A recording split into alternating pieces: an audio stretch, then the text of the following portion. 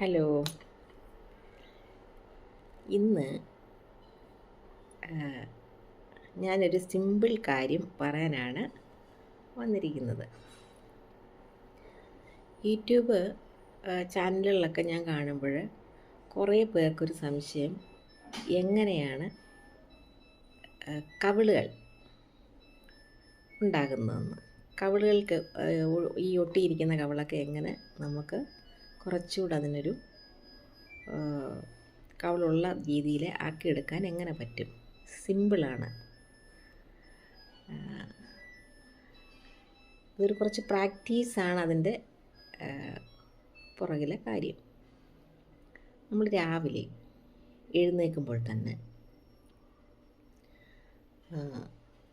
ഉടനെ തന്നെ നമ്മളിപ്പം മിക്കവാറും പേരുമൊക്കെ നമുക്ക് വിശ്വസിക്കുന്ന ദൈവങ്ങളുടെ ഫോട്ടോയൊക്കെ നോക്കി നമ്മൾ തൊഴാറൊക്കെ ഉണ്ട്. നമ്മൾ ഭക്തി മനസ്സിൽ വിചാരിക്കും. അപ്പോൾ തന്നെ നമ്മുടെ ചിരിച്ചുകൊണ്ട് ആ ഫോട്ടോയിൽ നോക്കുക, ചിരിച്ചുകൊണ്ട്. നമുക്കിപ്പോൾ മനുഷ്യരുടെ മുഖത്ത് രാവിലെ നോക്കി ചിരിക്കുകയാണെങ്കിൽ നമുക്ക് വേറെ വട്ടൊക്കെയാന്ന് പറയും. ഇത് നമ്മൾ തന്നെ സ്വയം ചിരിച്ചുകൊണ്ട് തന്നെ പ്രാർത്ഥിക്കുക ഇങ്ങനെ. അപ്പം അതേപോലെ തന്നെ നമ്മുടെ വീടുകളിലെ ആൾക്കാർ മീൻസ് മെയിനായിട്ട് നമ്മുടെ ഹസ്ബൻഡൊക്കെ നമ്മളോട് വെറുതെ ആണെങ്കിലും ദേഷ്യപ്പെടാറുണ്ട്. അത് വെറുതെ ഒരു ദേഷ്യപ്പെടില്ല, അത് മനസ്സിൽ ദേഷ്യം വെച്ചുകൊണ്ടോ അല്ലെങ്കിൽ ശത്രുത വെച്ചുകൊണ്ടോ ഒന്നും അല്ല, അവരുടെ ഒരു രീതിയാണ്. അപ്പോഴെല്ലാം നമ്മൾ ചിരിച്ചുകൊണ്ട് ഫേസ് ചെയ്യുക ഇങ്ങനെ. അപ്പം പറയത്തില്ലയോ, പുലിയെപ്പോലെ വരുന്നതിന് എലിയെപ്പോലെ ആകുമെന്ന്. അത് രണ്ട് പോസിറ്റീവ് കാര്യമാണ്.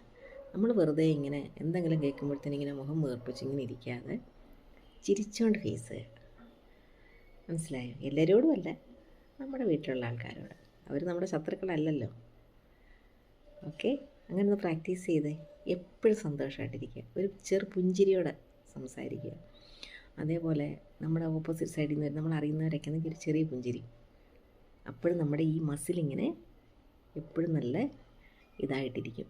ഓക്കെ, അങ്ങനെ പ്രാക്ടീസ് ചെയ്തിട്ട് എനിക്ക് ഒന്ന് കമൻ്റ് ഇട്ടേ. Okay, by. അടുത്ത വീഡിയോ ആയിട്ട് വരാം. ഓക്കെ.